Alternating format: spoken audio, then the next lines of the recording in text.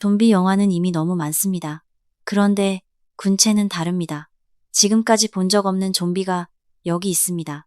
연상호 감독의 신작 군체가 드디어 극장문을 열었습니다. 부산행으로 한국 좀비 영화의 새 역사를 썼고 반도로 그 세계관을 확장했던 감독이 이번에 완전히 다른 방식으로 돌아왔습니다. 전지현이 11년 만에 선택한 영화, 구교환이 전혀 새로운 얼굴로 등장한 영화, 그리고 지창욱이 처절하게 몸을 내던진 영화. 과연 군체는 이 세 사람의 이름값을 해냈을까요? 지금부터 그 이야기를 들려드리겠습니다. 영화의 배경은 서울 도심의 한 초고층 빌딩입니다. 이곳에서 정체불명의 집단 감염 사태가 발생하면서 이야기가 시작됩니다. 건물은 순식간에 봉쇄되고 그 안에 있던 사람들은 그 자리에서 고립됩니다. 도망갈 곳도 없고 도움을 기다릴 수도 없는 상황. 그리고 건물 안에서는 감염자들이 하나둘 생겨나기 시작합니다. 처음엔 그저 짐승처럼 기어다니는 수준이었습니다. 그런데 이들은 멈추지 않습니다. 시간이 지날수록 두 발로 서기 시작하고 사람을 식별하며 무리를 지어 움직이기 시작합니다. 단순한 감염자가 아닙니다. 진화하고 있는 것입니다. 이 순간부터 영화는 단순한 생존극의 틀을 벗어납니다. 생존자들의 중심에는 생명공학자 권세정이 있습니다. 전지현이 연기한 이 인물은 혼란 속에서도 냉정함을 유지하며 생존자들을 하나로 모읍니다. 이들의 목표는 하나입니다. 자신의 몸에 백신을 주입했다고 신고한 서영철. 구교환이 연기한 이 인물을 찾아 구조대가 대기하는 옥상으로 올라가는 것. 방법은 단순해 보였습니다. 하지만 위로 올라갈수록 상황은 예측할 수 없는 방향으로 흘러갑니다. 서영철은 단순한 피해자가 아니었습니다. 그는 감염자들을 앞세워 생존자들 앞을 직접 막아섭니다. 인류를 다음 단계로 도약시키겠다는 비틀린 신념을 가진 인물. 좀비 무리를 조종하고 좀비의 눈과 귀를 통해 보고 들으며 사태 전체를 설계한 장본인입니다. 지금까지 영화에서 수도 없이 봐왔던 미친 과학자와는 결이 전혀 다릅니다. 해치워야 할 악당이라기보다 이 인물이 왜 이런 선택을 했는지 자꾸 궁금해지게 만드는 설명하기 어려운 매력이 있습니다. 구교환은 그 복잡한 결을 특유의 차가운 눈빛과 절제된 연기로 완벽하게 소화해냈습니다. 어떤 장르에서도 자신만의 존재감을 만들어내는 배우라는 걸 이번에도 다시 한번 확인하게 됩니다. 그렇다면 전지현은 어땠을까요? 한마디로 정리하자면 멋있었습니다. 11년이라는 공백이 무색할 만큼 스크린 위에서의 전지현은 처음부터 끝까지 흔들림이 없었습니다. 권세정은 인간애를 바탕으로 약자를 돕고 명석한 두뇌로 위기를 돌파하는 인물입니다. 다수가 살기 위해선 어쩔 수 없다고 말할 때 혼자서 정의를 소리칠 줄 아는 용기를 가진 캐릭터이기도 합니다. 폭발적인 액션을 앞세우는 방식이 아닙니다. 하지만 결정적인 순간마다 앞장서고 몸을 사리지 않으며 결단을 내리는 모습이 관객에게 묘한 통쾌함을 선사합니다. 영화의 주제의식을 가장 선명하게 체현하는 인물이자 관객이 끝까지 따라가게 만드는 중심축. 전지현의 귀환은 그 자체로 이 영화의 가장 강력한 카드 중 하나였습니다. 지창욱의 이야기도 빼놓을 수 없습니다. 그가 연기한 최연석은 어찌 보면 이 영화에서 가장 실리적인 인물입니다. 몸이 아픈 누나 현이를 지키고 함께 살아남겠다는 목표 하나로 움직입니다. 이념도 없고 신념도 없습니다. 오직 살아야 한다는 본능. 그래서 그의 행동은 거칠고 직선적입니다. 전반부 내내 액션의 중심을 맡아 영화의 속도감을 끌어올리던 지창욱은 후반부에 이르러 전혀 다른 얼굴을 드러냅니다. 연상호 감독이 극찬했다는 시칼 액션 장면이 바로 그 절정입니다. 분노와 처절함이 한꺼번에 터져나오는 이 장면은 영화 전체를 통틀어 가장 강렬한 인상을 남기는 순간 중 하나입니다.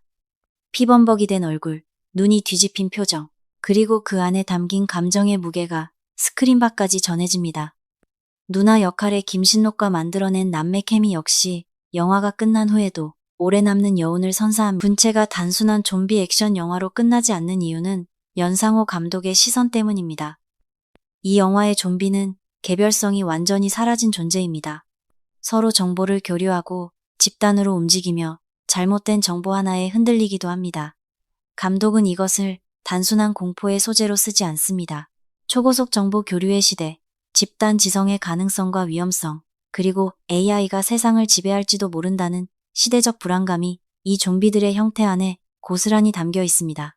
좀비를 마주하는 공포와 AI를 마주하는 두려움이 어딘가 닮아 있다는 감각, 영화를 보는 내내 그 느낌이 좀처럼 사라지지 않습니다.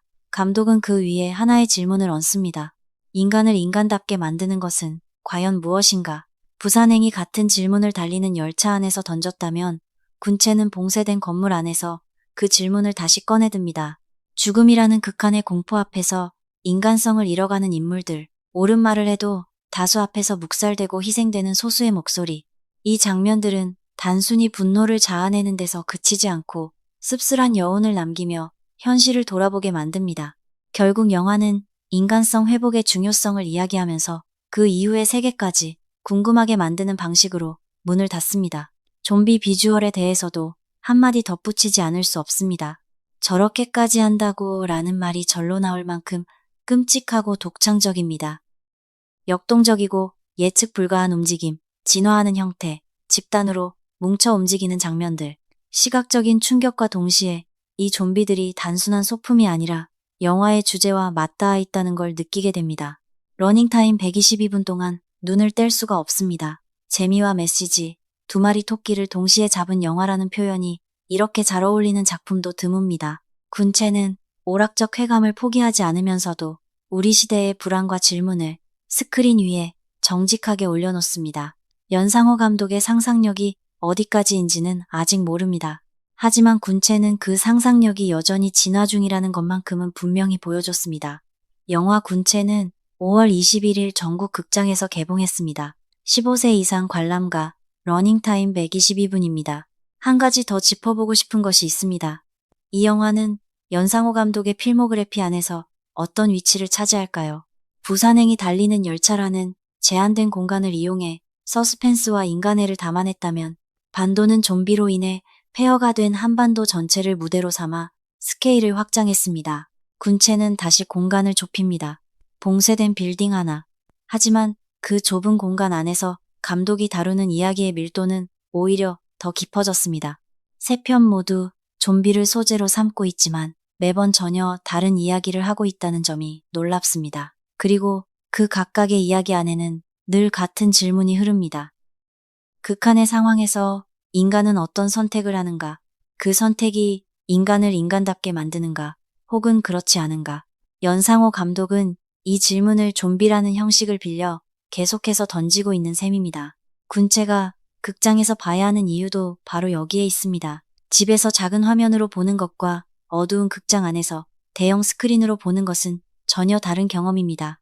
좀비들의 압도적인 비주얼과 기괴한 움직임, 클라이맥스를 향해 달려가는 속도감은 극장이라는 공간에서 비로소 완성됩니다. 연상호 감독이 공들여 만든 공포를 제대로 느끼고 싶다면 지금 극장으로 가시는 것을 권해드립니다. 여러분은 어떻게 생각하시나요? 집단으로 연결되고 정보를 공유할수록 더 강해진다는 것, 그게 좀비만의 이야기일까요? 아니면 지금 우리가 살아가는 세상 어딘가의 이야기이기도 할까요? 댓글로 여러분의 생각을 자유롭게 남겨주세요. 아직 구독하지 않으셨다면 지금 구독 버튼 한 번만 눌러주세요. 이런 영화 이야기를 가장 빠르게 만나실 수 있습니다.